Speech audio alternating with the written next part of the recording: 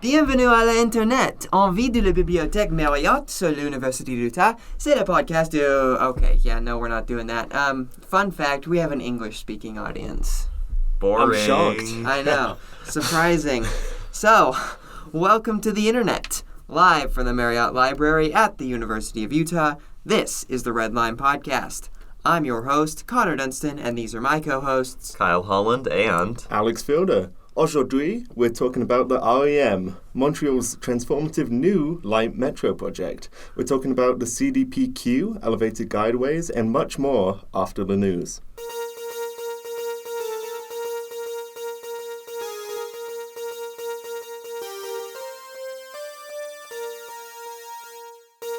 This week, LA's Metrolink has opened a new extension on their regional rail network. The new Arrow line connects Redlands University in the city of Redlands to downtown San Bernardino. The line will run 23 round trips per day and is notable in that it is the first American regional rail line to use Stadler-Flirt hydrogen-powered trains.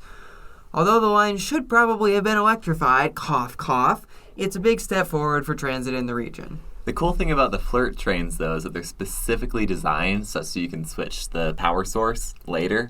Yeah, because why build a good transit service once when you can do it twice? Exactly. So they're just flirting with whatever they're doing. They're flirting with power sources? Yeah.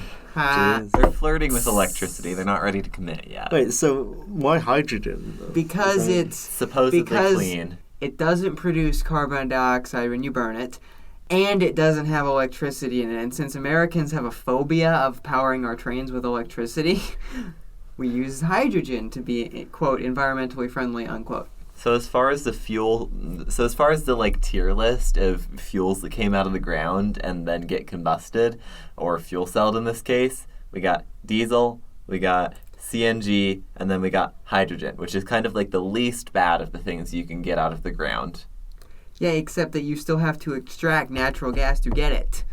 Well, that's why it's so convenient, and that's why it benefits the oil lobby. Can you synthesize hydrogen? You can, but it's impractical. At extreme cost. At that point, just put up the wires. Like, you can just rip it out of the air if you want to, but it's very costly to do that. Okay. And really, the only reason that hydrogen fuel is economically viable to begin with is we basically get it for free with natural gas extraction we're already doing. Yeah, it's kind of an accident. Oh, is that what's in the air pockets of? It's along with the natural gas. Okay. So if we had to extract just hydrogen and we weren't already getting the natural gas, then the numbers would probably work out in favor expensive. Of anything else. In Halloween-related news, the mayor of Salem, Massachusetts, home to the infamous Salem witch trials and a popular fall tourist destination, is asking people not to drive into their city as parking is greatly over capacity. Instead, the state of Massachusetts and the MBTA are temporarily adding 7 outbound trips from Boston's North Station and 6 inbound trips from Salem to Boston per day to accommodate soaring demand. It is unknown whether those trains will be catching on fire, and unfortunately, just like a ghost, this additional service will disappear once spooky season is over. Event service, but it's for all of Halloween. 2 weeks. Yeah. Jeez. That's actually kind of cool. I just can't wait to see a crowded MBTA commuter train on the Salem line catches fire, kills 60. Cheers. Hey, Americans are good at fire escape technology. Yeah, because all of our stuff catches on fire. Yeah. Well, I don't know. That's good. I'm glad.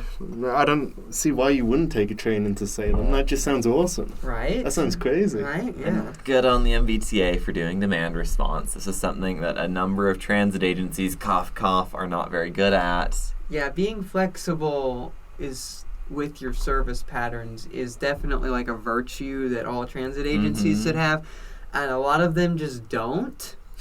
Because believe it or not, people use these services, so it is possible to go over capacity. Interesting. It's like my very favorite thing when there are jazz games on the weekend, and instead of like running more service, what the UTA will do is chuck a third car onto the blue line and call it good. Wow. So you know, Connor, the funny thing about mass transit is that it works the best and it scales the best when tons of people are using it. Like, literally, the more people use mass transit, the better it works. concept. So maybe we should take advantage of this. What a concept. We being the Utah Transit Authority. Yeah, once again, I must state that this podcast is not endorsed or affiliated with UTA in any way. Yada, yada, yada, don't fire me.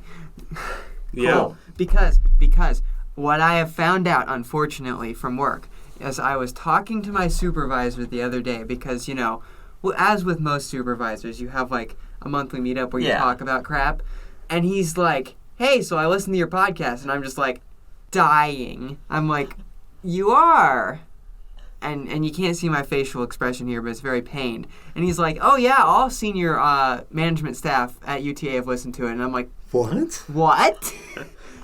Or not UTA, Frontrunner have listened to it. And I'm like, what? And they're like, yeah, well, after you had your conversation with Bruce, who is the manager of Frontrunner Operations, or not Frontrunner Operations, he's just the manager of Frontrunner. Frontrunner Operations is a different guy.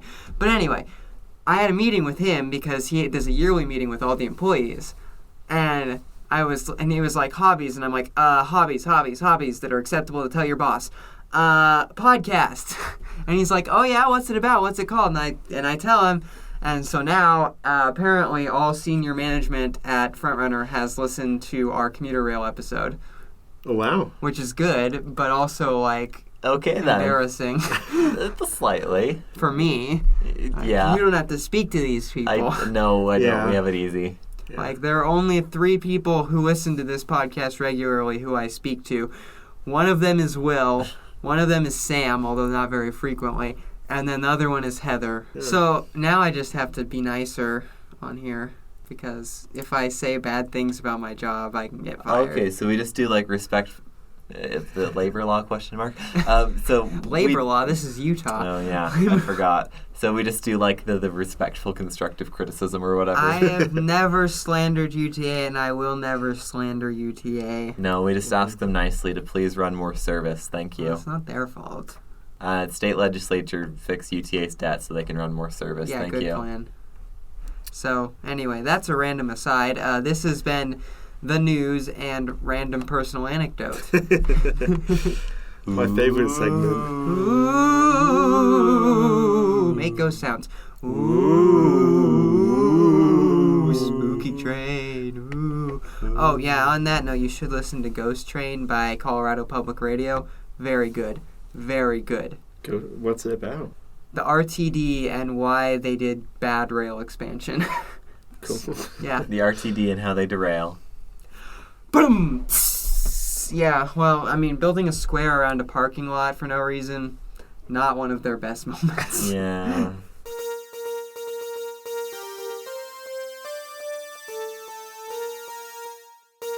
So, the question is, qu'est-ce que le REM? What is it? What does it do? What is a REM exactly? Well, a note for the media trademark. The REM is not a light rail line. As usual, North American press can only conceive of exactly 3 types of public transportation infrastructure: light rail, buses/BRT, and heavy rail subways. They do not seem to be able to grasp the concept that the REM is a metro, but smaller and using catenaries. Whoa. I know. Like, that's not legal. So. But fortunately, we have the term light metro, which incorporates the light from light rail so that people don't get confused with this unknown new term. Unknown. Yeah. As if there hasn't been, like, automated light metro since, like, the 80s. The Docklands Light Railway. Like, it's been here. It's been existing, guys. So, the REM, or as its full name is, the Réseau Express Métropolitain, which means Metropolitan Express Railway, because everything is backwards in French. Mm-hmm. That's weird. Yeah, Réseau is railway, Express is express, and Metropolitan is metropolitan. Whoa. Difficult to figure out, right? Mm-hmm. So, it's a new 67-kilometer-long automated light metro line being constructed in Greater Montreal to serve areas of the island and nearby communities historically underserved by the Montreal Metro. Well, 67 kilometers will make the REM one of the longest automated light metro systems in the world. And if the REM De l'Est. The REM de l'Est. If the REM de l'Est completed, it would likely be the longest. Yeah. So also, they aren't kidding when they say express here, because it's going to be 26 stations on 41 miles of track. So there's even downtown, like there's some pretty serious station spacing. So yeah, big station spacing. Much regional, very transportation. Well, and you see, that's the thing, and I didn't write this down, so we got to talk about it now, is that ultimately the REM's purpose is to replace EXO, which is Montreal's commuter rail. So in the far distant future, like the grand plan is, hey, instead of our kind of like marginally crappy EXO commuter rail service, what we're going to do is we're going to replace all of those with REM lines. All the while improving coverage. Yeah, also improving coverage. That sounds very, very good. Yes. So, when completed, which it isn't yet, sadly, the line will run from downtown Montreal, where it connects with the metro at 3 separate interchanges, to 3 branches in the western suburbs of the city, and 1 branch in the southern, like, on the other side of the river, suburbs of the city. Because Montreal is along the St. Lawrence River, so, like, it's going to go over the river to the south also. Ooh. And then over 100-year-old bridge? No. Over a new bridge? I think it's underground there. Ooh, some high-budget stuff. No. We'll get to that. The REM is very innovative in terms of infrastructure usage, let's say. Okay. All right. Yeah, so, map. I have a map. You guys can look at it. So it's kind of a weird-looking little guy here. It's got, you see 3 branches out here in the Western Islands, 1 to the airport, 1 to Sainte-Anne-de-Bellevue, and 1 to Douze-Montagnes. And then in the south, we have Rive Sud, which I believe just means South River. So, there you go. That's some really good coverage for just one project. Right, and then you can see here these gray lines are EXO lines. Oh. There used to be one here where the Douze-Montagnes branch is, and then these colored lines are the Montreal Metro. So they're going to put the commuter rail out of service when it's completed? So the commuter rail currently actually runs where this goes. Okay. So the Douze-Montagnes branch, EXO goes there, but it's actually out of service at the moment because they're building, the REM on it. Mm-hmm. So Okay. All right. That seems more than fair. yeah, and then the REM de l'Est would kind of just branch off from Gare Centrale, which is like the central station for all of Montreal, basically, and go east, surprisingly, because it's The REM of the the East. REM of the East. Yes. That is a name there. That sure is. Well, you see, the thing about French is that everything has an article in front of it always. So, REM the East. well, it's REM of the East. Okay. That's what the day is. So, anyway, that's very off topic. It will be fully automated, electrified, and grade separated. And Hey. yes, good, right? We like those things. Yeah, those are actually illegal in the United States. Hey, we have one, and it cost. Well, we'll get into that. We talked about heart already, so. Anyway, at peak times, it's expected to run every 2.5 minutes on the downtown section. Dang. 2.5 minutes? 2.5. Dang. And the line has the ability to run every 90 seconds. Like, it's. This is real stuff. Yeah, right? Like, you can't see it, but Alex is just kind of making this, like, agape face. Podcast trip is probably going to be when this opens in 2024 is going to be our first major podcast trip, because this would be a very good thing to cover, because as we're going to get into, it's kind of the future of what rapid transportation could and should look like in the United States and Canada and the world, probably. See, I'm just thinking about those 2.5 minutes compared to our hour. Well, right. I mean, you just, even on the Central Corridor where it comes every 5 minutes. On average. Even On our average, buses being mostly every 15 5 minutes. Yeah. Right. Just imagine, you will never wait for a train. I feel I like mean- you could just look down and a train would appear. And I mean, sure, obviously to like one of the branches, it goes like most of the branches, it goes every 5 or 10 minutes. I think that's still better frequency than anything we've ever seen. That's still very nothing good frequency to complain about. Yeah, there's no complaining allowed if you live off the REM. Yeah, you can't argue. And this is actually going to be even a significant improvement on the frequency of currently existing Montreal Metro lines, which generally run like 5, 6, 8 minutes or something. So, yeah, quite impressive. Cool. So they've just got it together. Yeah. They know what they're doing. Yeah. But, let's talk for a second about why, besides, super high frequencies, I don't think that there is currently a North American Transit line that is going to be running at 2.5 minute frequencies. Because we don't build them in Maybe this great... SkyTrain could. Probably could. I think Seattle gets kind of close to it. The Link does. The Link does 10-minute frequencies on peak. Or, 8-minute peak frequencies on peak. Jeez. Yeah. I remember it being faster than that, just because it felt fast. I know. Okay. 8 minutes feels fast. Yeah, that's really fast. 2.5 feels like. 2.5. Oh, my God. And if this is the peak, imagine what the off-peak will be. Like 5 minutes. Oh, come on. And it's going to be a 20-hour-a-day operation, so you're getting like 4 a.m. or I think 4:30 to like 12:30 at night. Okay. So pretty standard. you're going to be able to catch a train every 5 minutes from... Holy hell. Yeah. So are we going to have enough operators for this? It's automated. Oh, I forgot. There's no operators required. So it's probably significantly This is why they safer can then, run so right? many. Well, I mean, there's nothing wrong with an operator because most everything is, PTC or an equivalent system controlled these days. But I just mean if you crash into something, the operator's not going to get smushed like a sandwich. Yes, This is the operator true. will not be pancaked. Safer for the non-person operator. Exactly. This is true. I wasn't thinking from that perspective.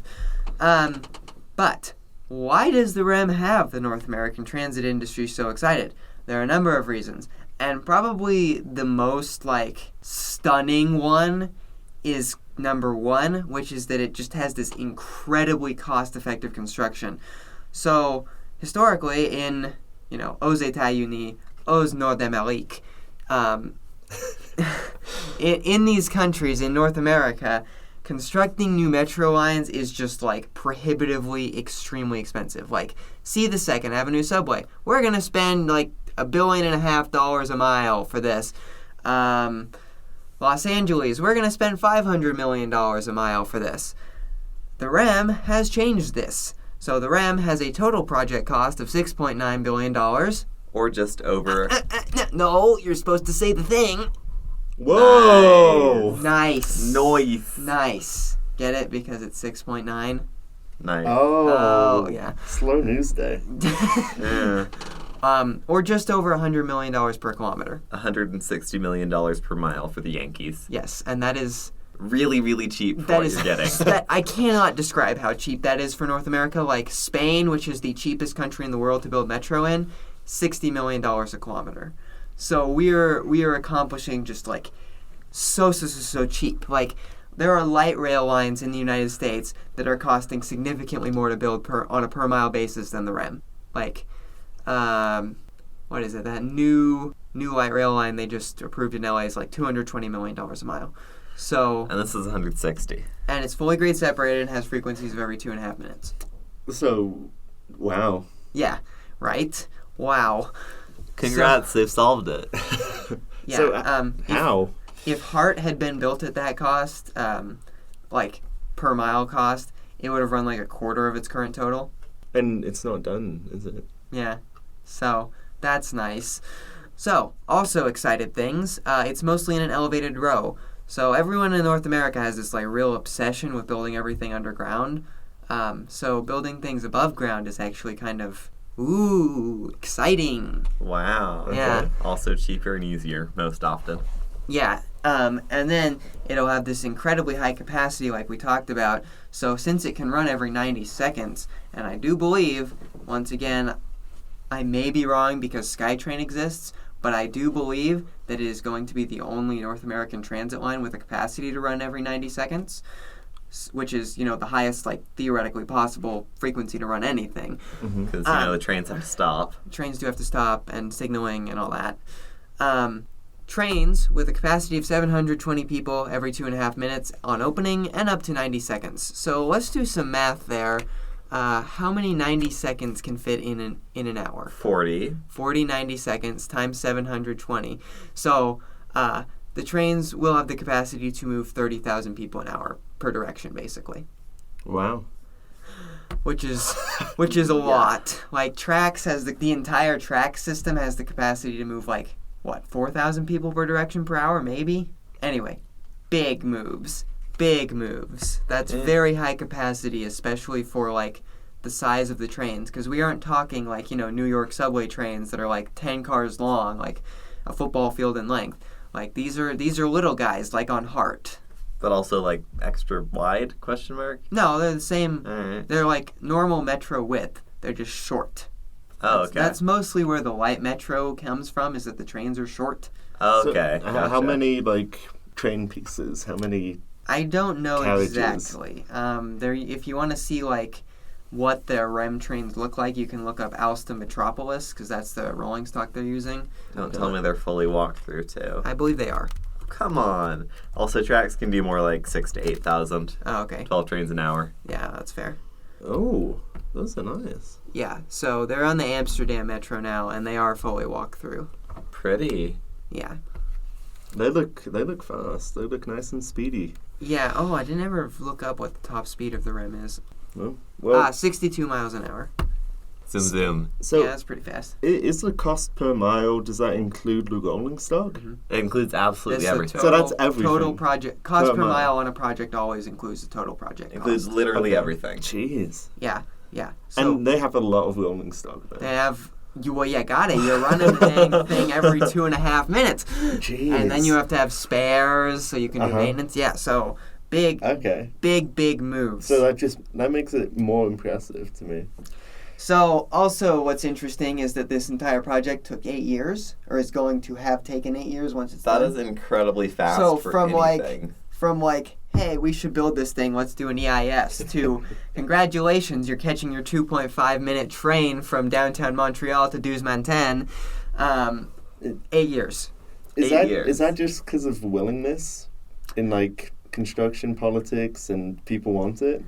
So the REM, and this is a very good segue, Alex, the REM is actually being built in kind of a unique way.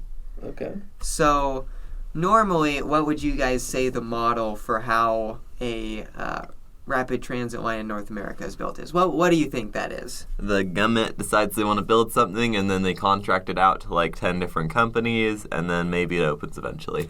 Yep. Right. So basically, your local transit authority, which is, a sort of interesting governmental organ. Well, it is, Yeah. because an authority isn't, directly controlled by any of the other units of government. It's independent because it's an authority, but also it's part of the government. The The transit bone is connected to the taxpayer bone. Yes.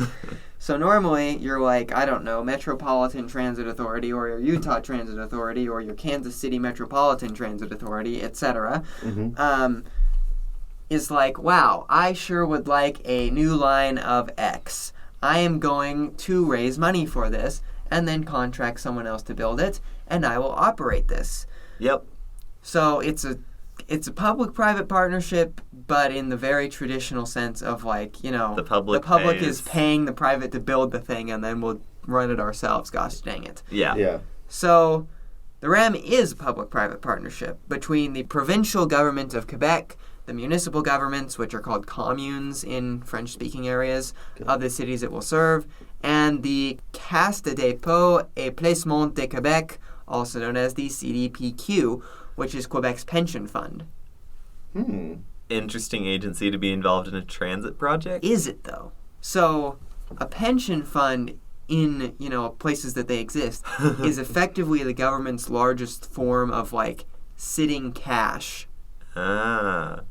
Because this is a government agency, so the government controls it, but normally the government isn't allowed to just have, money and investments on hand. You're supposed to Spend it. budget. You're supposed to every single expenditure has to be exactly precisely denoted. Every single income has to be exactly precisely denoted.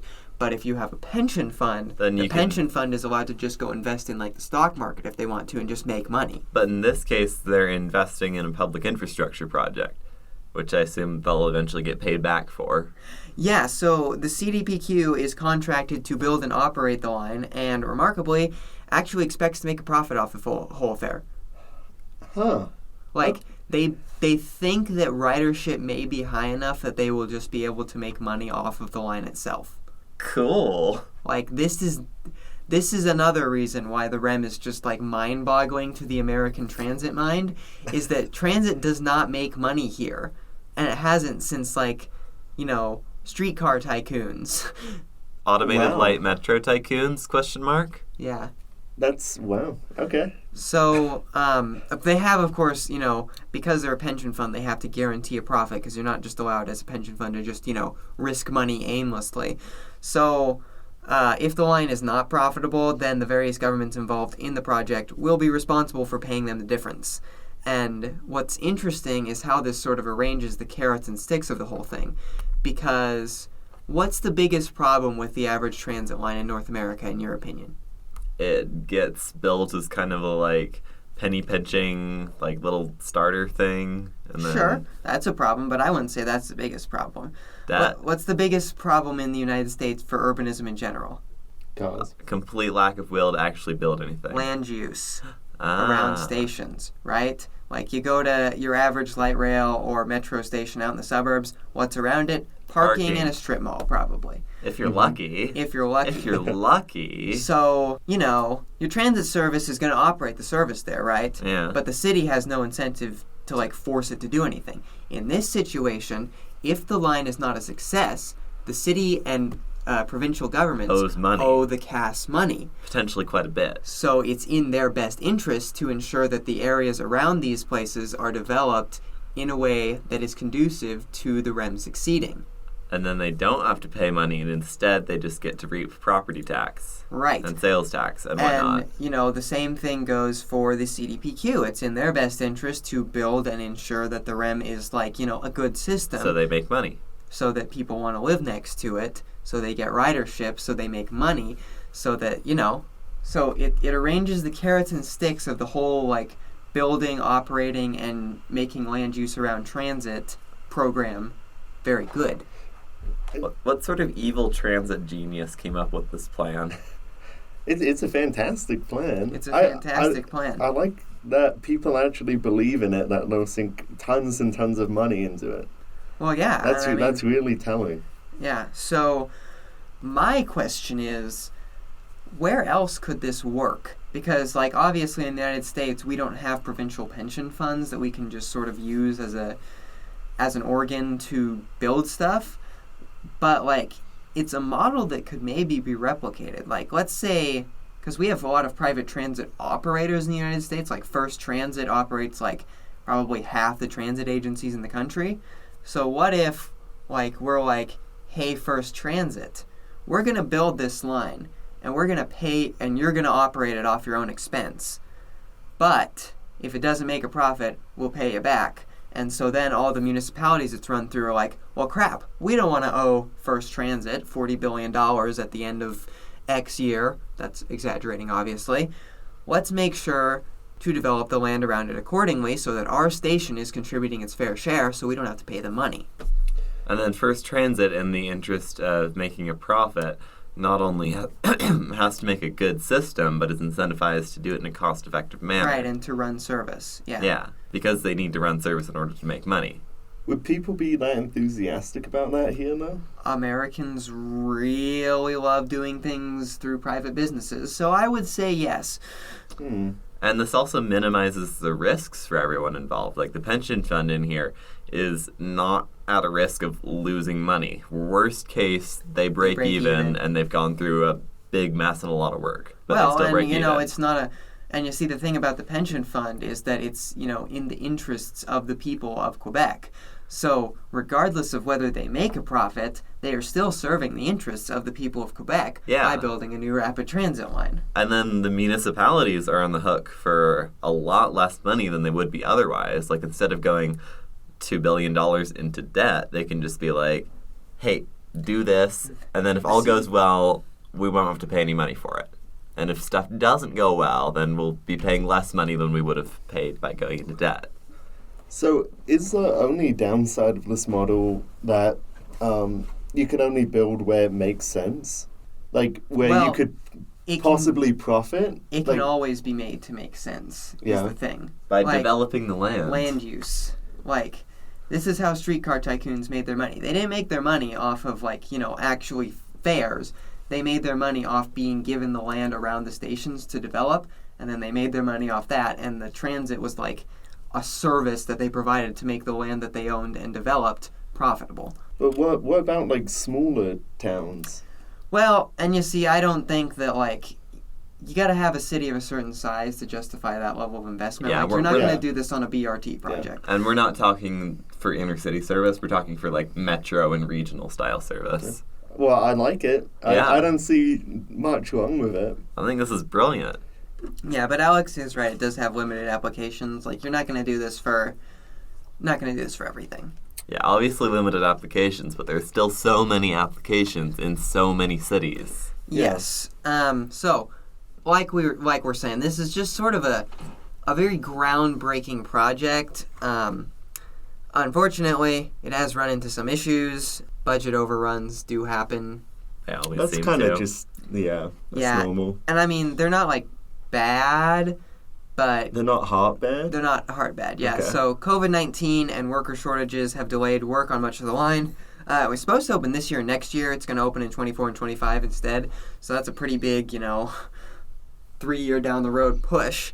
Doing way better than Hart. Yep. Yeah, and then also so like I said, they're reusing a lot of existing infrastructure to save money. Mm-hmm. So the Mont-Royal tunnel has run. It's Mont-Royal, not Montreal, which runs under downtown Montreal. When they were doing some renovation work, because you can't just use this ancient tunnel for the REM, you gotta make it different. So they were doing some drilling and stuff, and it kind of blew up because there were some old explosives left in the walls. So Who hides explosives in the walls? Is that just undetonated explosives from the original Well, construction? they were. yeah, and they Okay. Jeez. That sounds like so a that mess. sort of delayed stuff a while as well. So would that cause them to survey the rest of the tunnel and make sure? It did, and also they started. They brought in teams to do it remotely instead, so that they wouldn't blow up any other workers. Understandable. Kind of bad press to blow up one of your workers. Yeah. I still can't get over there being bombs just hiding in the walls. Yeah. What the hell? Well, That's not too crazy, though. I think they were from when the tunnel was originally built. I mean, it's just a prank, bro. That makes What sense if we to me, prank right? people in 100 years by leaving bombs By in the leaving walls? high explosives in the walls. Prank gone wrong? Question mark? Yeah. So, Delays, overruns, but Not in the bad. grand scheme of things, nothing well, too the funny crazy. thing is that after the delays and overruns, we get the $6.9 billion figure. So, Okay. So after the delays and cost overruns, it's still probably the most cost-effective rapid transportation project in North America. Since World War II. Yeah. So they're keeping the existing track, right? Or is it just they're replacing everything, keeping the original tunnels? Well, and they're such? keeping the right-of-way, Okay. but you can't run rapid transit service on old freight rails. They're actually scrapping it, but keeping the right-of-way is what matters. Okay. They're Because, keeping the tunnel. Actual rail and track is actually not that expensive. Mm-hmm. It's just concrete and steel. Yeah. And that's, it is expensive, but it's not that expensive. Normally, where the big expense in building these sort of things comes from, So where are you going to put them? where are you going to put it? We got to dig a new tunnel, and that's going to cost us $40 trillion. We got to do elevated viaduct over farm fields on Oahu. That's going to cost us $60 billion. Yeah. Okay. And it also saves you, especially when you're building in the city, from doing land acquisition or anything. Okay. Yeah. It makes So- it a lot less of a pain for everyone. So one of the big costs is just negated then. Yeah. Basically, how the REM kept costs down is sort of the model of how transit activists have been yelling at people to keep costs down for a long time. And that is, number one, do not dig new tunnels. Like, new tunnels in North America are just so expensive. Like we said, the, 2nd Avenue subway, $1.5 billion a mile. The Purple Line extension, or I guess that's the D line now. The D line extension in Los Angeles, $500 million a mile. Instead, use the existing tunnels and then supplement with, some viaducts. Yeah, only dig a tunnel if you just, absolutely have to. And that was sort of the REM's, modus operandi. That's smart, especially Good for because them. it's a more regional service. It doesn't matter, exactly where the tunnel is through downtown. Right. And then, additionally, it reuses all of these other right-of-ways, the early light rail lines did. Portland's Blue Line, that follows a freeway. San Diego, that follows a freeway. Ours in Salt Lake follows an old freight rail right-of-way. Who else does this? Denver. Basically anybody you think of who's built a light rail line in the last 40 years, how do we keep costs down? We're going to follow this other right-of-way. Which is a great idea, and it works great for light rail. Right. But not normally something that's Historically, applied to metro systems Not around something here. you did with metro systems. And now But it is. The REM uses this old rail right-of-way, which was used for exo-commuter trains and freight. And then sometimes it runs in the middle of a freeway. And then they just go ahead and take the right of way and then grade separate as needed. Yeah, spot grade separation. Yeah. Instead of heart. we're going to put, elevated metro track over a field. Yeah. So if you had a grade crossing, they'd just go sit down and do a bunch of digging and then yeah, get normally on they with just life. dig the road under the train is what they've been doing in Montreal, or over the train, or you can do it either way, but Yeah. you're not grade separating the whole thing. You're grade separating it where it needs to be grade separated, which is at places where it conflicts with other things. Understandable. So they've just done it cheaply and smartly. Yeah. Okay. Well, and the smart design, which is once again taking advantage of this old tunnel, which is just kind of a miracle that exists, because and that's one reason why it would be difficult to replicate this specific model in other cities. But you could just do elevated through downtown, and that would save the money. This is true. This is very true. Anyway, but yeah, the smart design to just not Literally just literally waste money. tunnel everywhere. Yeah, Yeah. not literally just throw money into the national money fire or whatever. The money pit? The money pit. Yeah, they didn't just take a few dump trucks worth of $100 bills and dump it in the money pit. You can't close the money pit. It's an American tradition. Yeah, so it's just smart design leading to low costs and effective. Yeah, smart design, smart arrangement of the carrots and the sticks. Kind of they did everything right sort of situation. Yeah. Good on them. Yeah, okay, and then actually, so this project isn't open yet, right? And it's not going to be open for a couple years still. Mm-hmm. It's so successful already that a expansion has been proposed. Already. It's successful without anyone It's riding successful without anyone. It's so successful without anyone riding it. Oh my that, gosh. The REM de l'Est, or The REM of the REM, East. it's just, well, if you were English, you would just call it REM East, probably. But it would take an additional 36 miles to the east of the island, That is a lot of miles. or excuse me, kilometers. That's a lot of kilometers. That is Yeah. a lot of kilometers. Guess what? Using an old railway right-of-way. Whoa. And then doing elevated through downtown sections so that, we're not building a new tunnel. Whoa. I- That sounds like a model that would be applicable to everywhere. Yeah. So, I can't believe that the expansion's before anyone's written it. well, That's and you just- see, this expansion, the REM de l'Est, has actually run into a bit of trouble because, guess why it's run into trouble? Don't look at the thing, just guess. It costs a lot of money. No. It'd be loud. It would destroy the NIMBYs? value of the neighborhood. NIMBYs. So the elevated section was going to run down this, like, what I would classify as an urban strode. Okay. Like 6 lanes of traffic in either direction. So maybe not a great experience for the transit users. Well, the road was going to be changed into being like a 2-lane road with the REM, running on one side of it with like a linear park underneath it the whole way. Whoa. But That sounds you nice. see, the NIMBYs, of course, have complained, this is just like building a freeway and urban renewal and yada. So, they made a whole bunch of fuss over it, and now it might be not doing that. And the design was specifically made to be like compatible with the area around it, like it was meant to like evoke a boat or somthing. It had like really cool sound barriers and stuff. Explicitly designed to like not be like an expansion, like they're just doing it in the road right of way. Right, they're like it's specifically designed to like minimize impacts on the areas around it. If anything, it's an improvement in the impact on areas around it. Well, since it was on a 6-lane strode. It sounds amazing. Yeah, and it is, and it's really well designed. But all the old people in the neighborhood came out and got mad about it, and now it's probably going to not run into actual downtown Montreal and is instead going to end at the eastern end of the Green Line and force a linear transfer. Are they going to like plan it in such a way that they could eventually bring it into downtown? Well, because the NIMBYs don't want that. Maybe in like 20 or 30 years. Like, it's just assuming that the people who live next to it are not going to benefit from it in any way, which is an interesting concept to me. Yeah.